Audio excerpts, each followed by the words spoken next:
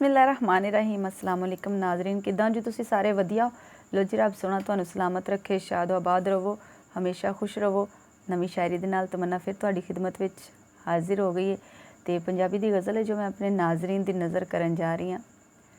असी जे चंगे हुंदे असी जे चंगे हुंदे तेरी गली ना लंघे हुंदे।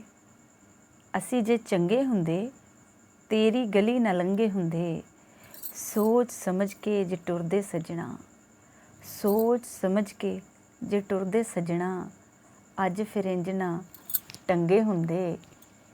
तेरा प्यार जे सच्चा हुंदा तेरा प्यार जे सच्चा हुंदा साडे हर बंदे नाल क्यों पंगे हुंदे। उस भी साडी सुन लैनी सी उस भी साडी सुन लैनी सी सुख जे रब तो मंगे हुंदे।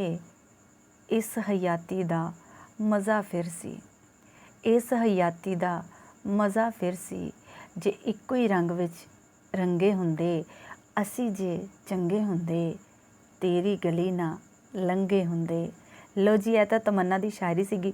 तुसी मेरे चैनल ਨੂੰ सबसक्राइब करना है लाइक करना है शेयर करना है वीडियो ਨੂੰ ज़्यादा तो ज़्यादा और अपनी दुआवां विच तमन्ना ਨੂੰ हमेशा की तरह याद रखना है। रब राखा।